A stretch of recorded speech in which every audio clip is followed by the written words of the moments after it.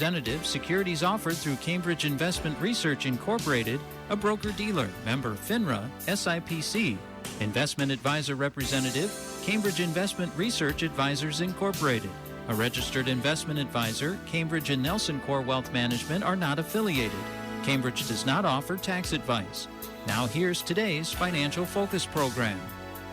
Welcome to Financial Focus. Paul Demkowski sitting in for Gary Detterman today, but it is with great pleasure. We do have David Nelson in studio with us today, and we were just talking off air to start the show that you got a busy day coming up today. It's kind of a wild one, yes. Wow. Yes. So it's great that we got a chance to talk with you today because you're going to be running all over the place. Yeah, I appreciate it. It's normally, obviously, this would have been a week prior, but I was out of town, and so it didn't work out. So I appreciate you guys modifying your schedules as far as to accommodate. And yeah, it's a crazy day today. I had meetings this morning. Get up here, I've got to go down to the Quad Cities. I've got one meeting down there, come back for two meetings, and then we got a ball game tonight. Head down to the baseball field down by the river, NelsonCorp Field, and we've got 440 some clients that are going to be joining us as far as having a beer and a brat and whatever that folks want to have. So it's supposed to be a warm one too. So we're hoping that everybody dresses accordingly, and it's going to be a toasty one. But we're looking forward to get back in the stadium.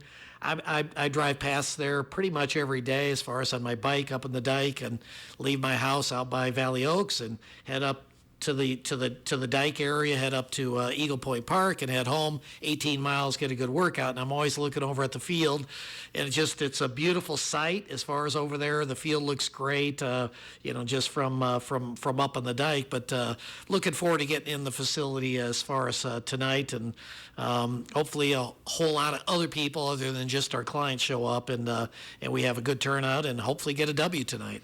Yeah, last year, I think, it was just a random night.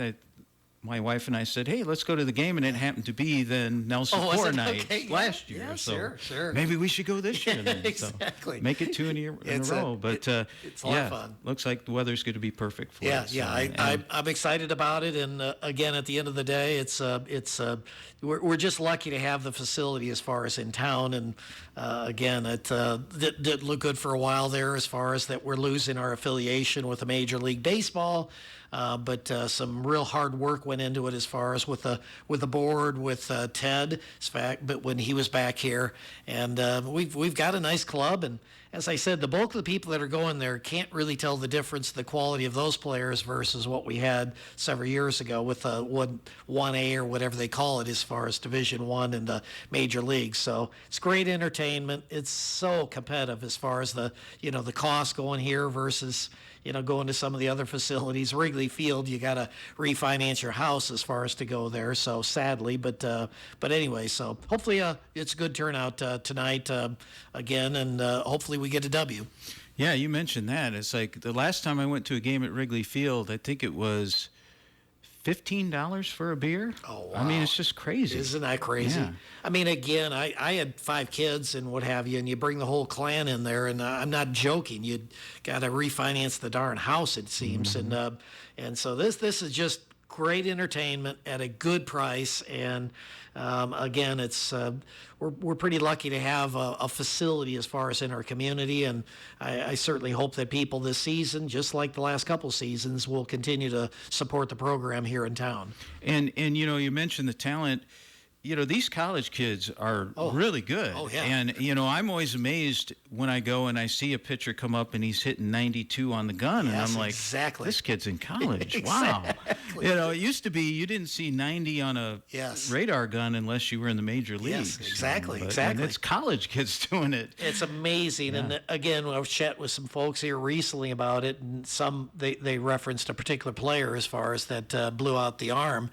And I said, it just comes back to they're just, the curveballs and the sliders and everything that they're throwing, the heaters, and it takes its toll as far as on the arm. But the amazing thing is oftentimes they come back stronger as far as after the surgery. And it was all, our discussion was all built around how the doctors have basically, perfected as far as the particular procedures that are being done today.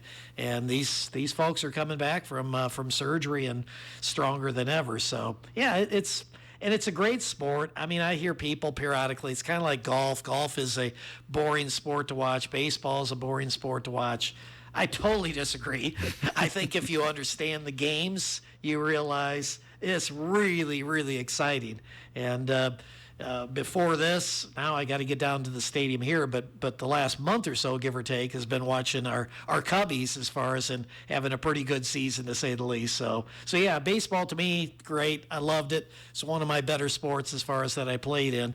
Never really great at anything with my size, but at the end of the day, I certainly love playing the game of baseball.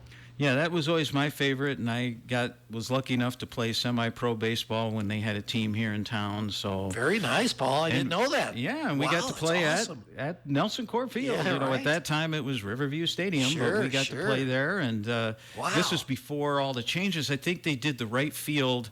They put that in when I was still playing. Okay. So people would sit out there and harass me because I played right field. Right field. That's what I was going to ask. What position? Yeah, I used to shag. That was part of my discussion with Ted when he was in town here, and we were kind of contemplating as far as doing something as far as naming rights as far as to the field. And what's your attraction? Said I played in Jones Field just outside of the facility there, and as far as the games were concerned, we would watch the game oftentimes through the little holes in the metal fence, and then shag balls. And we got, I think it was a dime as far as most of the time to bring the ball back. Unlike today that they just don't really give a hoot as far as the number of balls they pretty much go through. Back then, we want those balls back, and we would get the broken bats. It sounds like I'm going back 100 years when I say stuff like this, but I'm not that old. But anyway, at the end of the day, it was the broken bats. You take them home and you drive a nail through to try to hold it together a little better, and we used those bats. So it was good stuff. Got a lot of great memories of it, and hopefully my kids will have good memories as far as of it as well. And so good stuff, to say the least. Yeah, at some point in the 90s maybe or early 2000s, then baseball all throughout minor league, major league didn't care if you lost the ball in the crowd. But when I was doing the semi-pro league, we were responsible for the balls. We had to buy them and bring them to the game. And so when we're doing a home game and the ball gets fouled in the parking lot, we always had a kid out running out there to get the ball. Yes, exactly. Wow, like, we need really, that back. Really interesting. I didn't know that. So what was the circuit as far as what were some of the locations that we played? We played teams in Quad Cities and Muscatine. Okay. And then to the north of us, too, we did play some teams like in Dubuque. Okay, yeah. So it was just kind of eastern Iowa, and we would play in the stadium. Wow. So John O'Donnell Stadium, we played there. And good stuff. Yeah. I love it. It was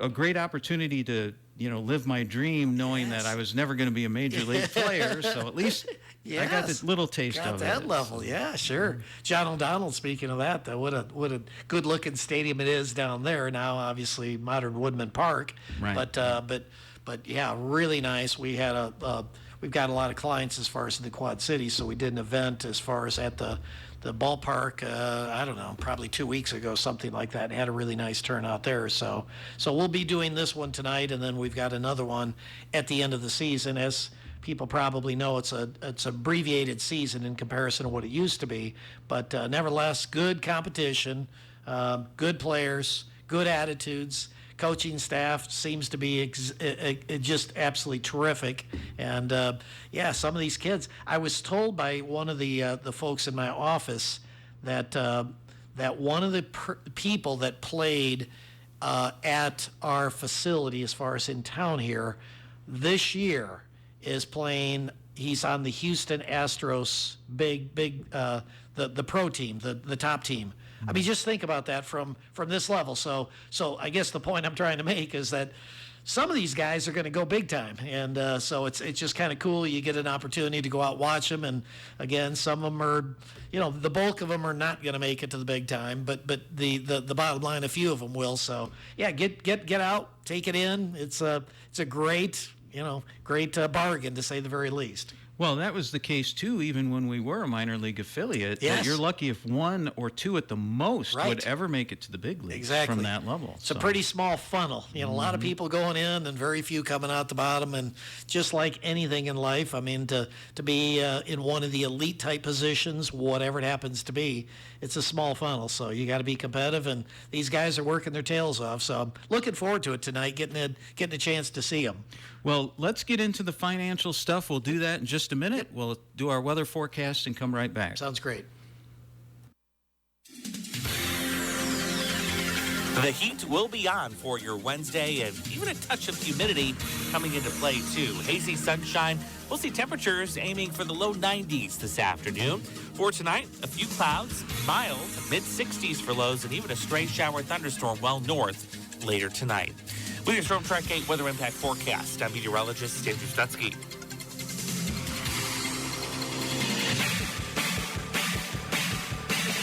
Right now, it's 75 degrees. We have humidity of 57%, sunny skies, and again, 75. This check of the weather brought to you by Addington Place.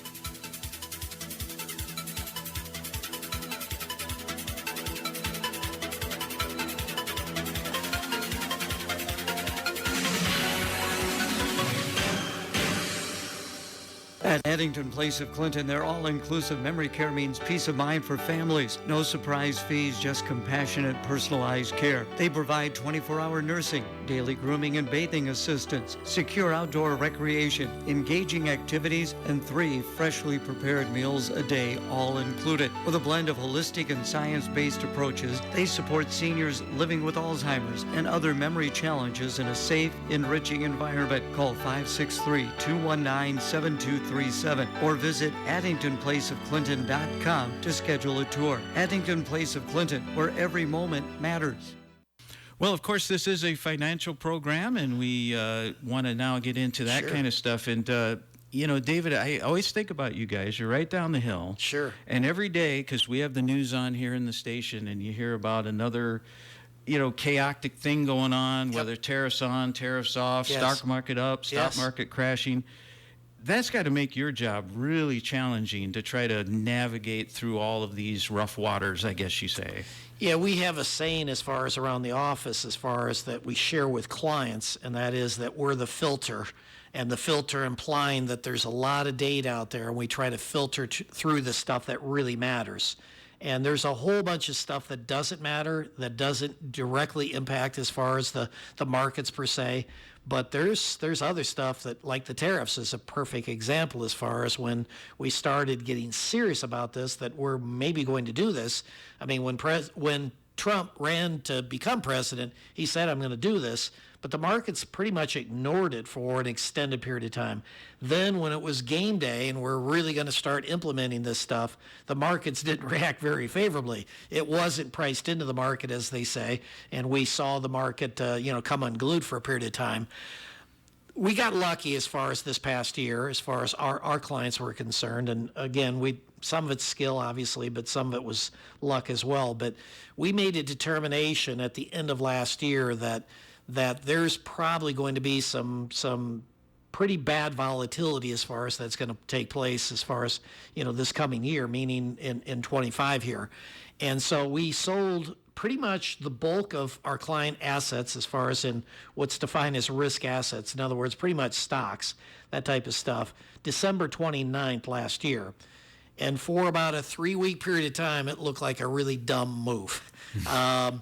Things weren't going the direction that we thought, and the tools were basically telling us. But then reality set in, and all of a sudden we looked really, really smart. We went from looking stupid overnight to looking really, really smart overnight. And it all centered around just as far as what can go wrong. The folks that we work with as a general thumb, and I know there's a variety of people that we work with, but if there's one common theme, it would really center around that they worked hard for their money and they don't want to see it disappear. And again, that sounds like maybe a silly statement, but there's people out there that are willing to, take more risk as far as with their money. But the bulk of the people that we work with, I'd say almost everybody, is probably 50 and up, and the bulk of them are probably 60 to 80 years old. And 60 to 80, these are not people that are wanting to stick their neck out at that point in their life. They've worked really hard to accumulate a few assets, and whatever it is that they have, they want to hold on to it.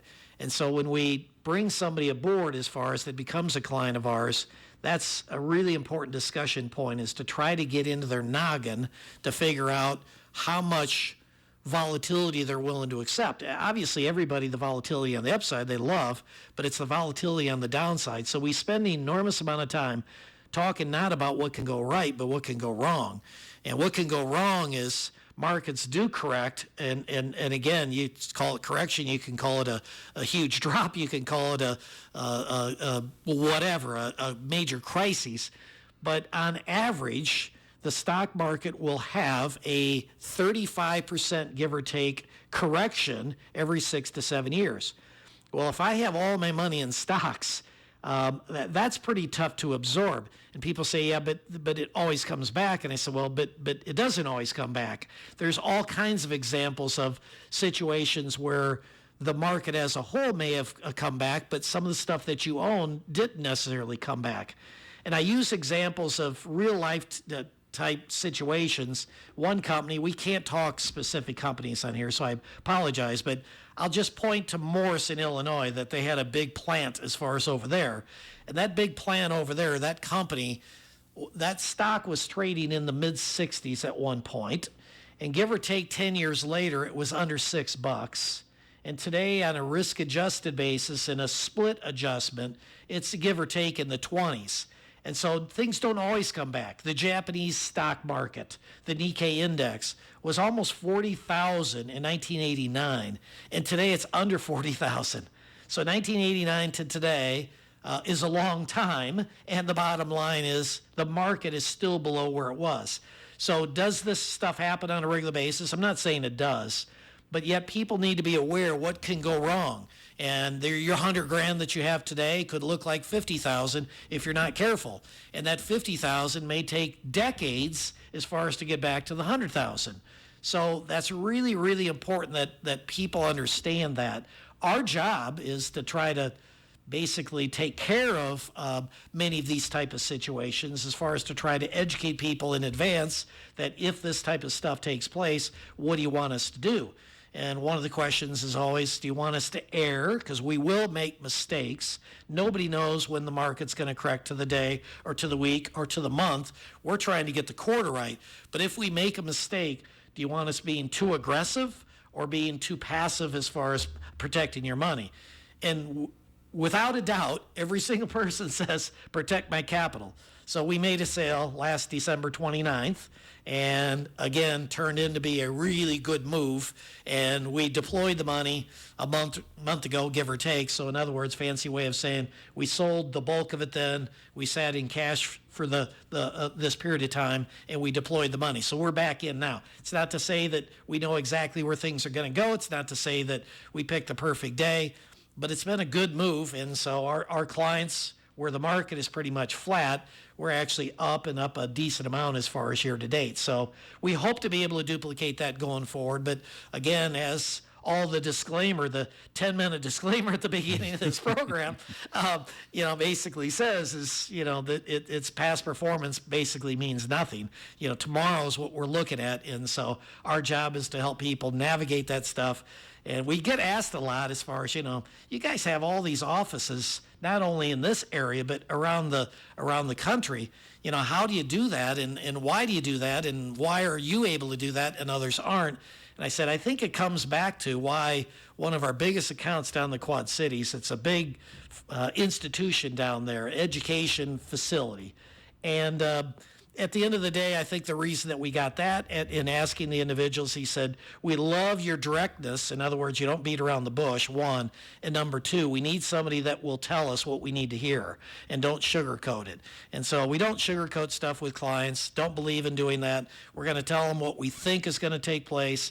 Yes, we've got a lot of education. Yes, we've had good results, but at the end of the day, tomorrow could be different. And so we work really, really hard.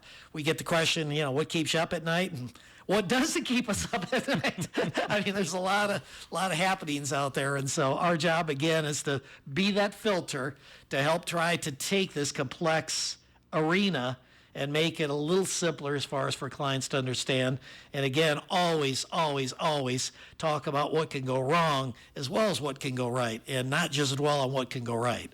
That's the thing about it, David, that I really love about you guys is that you're honest and upfront, and there's none of this, oh, don't worry, we'll take care of it and you'll be fine. Yes. No, you explain to them, Yes. and it's such a complicated thing. Yes. When most people are lay people, they don't know the intricacies of the market and how to invest and where to invest and all of that. Yep. You guys are the experts, and you can explain it in a way that at least the layperson can hopefully understand. Yeah, exactly. Johnny Carson has a terrific quote. It was Dr. Joyce Brothers came on the program.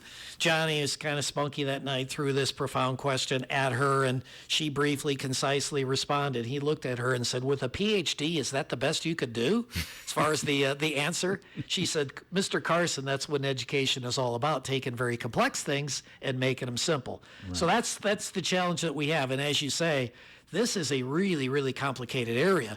And again, nobody has all the answers. The person that steps forward and says, oh, yeah, I know exactly, they're a liar. They are a liar. Our job is to try to make informed, educated decisions. And history says that this works. But again, that's looking backwards. You're only interested in going forward, what's going to take place. And our job is to do the best we can. But it's to, again, prepare people for when somebody takes a plane and puts it into a big building in New York City again, and this time doesn't kill as many as it did the last go around, but maybe there's a bomb or something on board as well. That type of stuff we can do nothing about, but pretty much the rest of the stuff we can have some input and a little bit of control over what takes place there. And again, that allows, I think, people to be able to sleep at night. And again, our job is to let people sleep at night. My last coursework that I did at the John Kennedy School of Government at Harvard, the professor, as I'm leaving, said, remember, an extra 0.25% rate of return means nothing if people can't sleep at night. And so I used to tell people, as far as my job's to make your money, you're going to have to live with the volatility. And essentially what this guy said to me is you're a complete idiot as far as telling people that. What you need to do is you need to factor in as far as their emotions into these decisions that you're making. And an extra 0.25% interest doesn't mean anything if they're laying awake at night, tossing and turning about, how much money am I potentially losing today, et cetera, et cetera. So our job is, again, to try to take that burden away from them, and we do the worrying for them and then communicating with them on an ongoing regular basis as far as here's what we did, here's why we did what we did, here's what we're doing now because here's what we see tomorrow being. Don't know for sure, but we think it's going to be this, and making those adjustments accordingly. Well, we've got just a couple minutes left, and this may be even more complicated, so we'll just try to touch it briefly. But, of course, in Congress right now, you have in the Senate, they've got this big, beautiful bill, they call it, which is going to affect the tax rates and everything for yes. Have you looked at that and how that might affect things? Yes. Or is it just basically, well, if they pass it, we'll worry about it? No. I'm sure you're probably looking at it in case it does pass. And it looks like there's a good possibility something is going to come through, and a good percentage of that is probably going to be put in place. And yes, tax-wise, it's going to be some positives for some people out there. Other individuals are going to be negatively impacted. To me, the average listener probably out there today, as far as that we're talking to that are listening now, is probably going to be very minimally impacted as far as by the basic bill pertaining to taxes, because it looks like kind of status quo, pretty close to status quo in that space. Some of the other things are a whole different ballgame. They're having discussions about Medicaid. They're having discussions about Medicare. They're having discussions as far as about Social Security. And again, we keep saying, oh, no, don't worry. We don't worry. Something's probably going to give in some of those areas. And so that, I think people should be aware of as far as that there's potential. Again, there's probably nothing anybody out there can really do today to try to, really improve that situation other than just staying informed. And again, we'll do our best as far as here, which we typically try to do on a weekly basis as far as keep people in the loop as best possible. And again, it's generic type information, folks, obviously, that we're giving, but many of you out there, just like myself, we kind of all fit into a similar category. We don't like to lose money. We like to make money. We don't want to stick our neck out. We don't want to pay any more taxes than we have to. We mush all that together, and then, again, we come on here and try to generically give you the best information, the best advice that we possibly can. Well, that could definitely be a topic for another show. No doubt. As we get ready to wrap things up. So, again, David, we appreciate you coming in and being on the show today and giving us some great advice and information, and look forward to tonight at the baseball game. Sounds great, Paul. Thank you very much. Yep, you bet.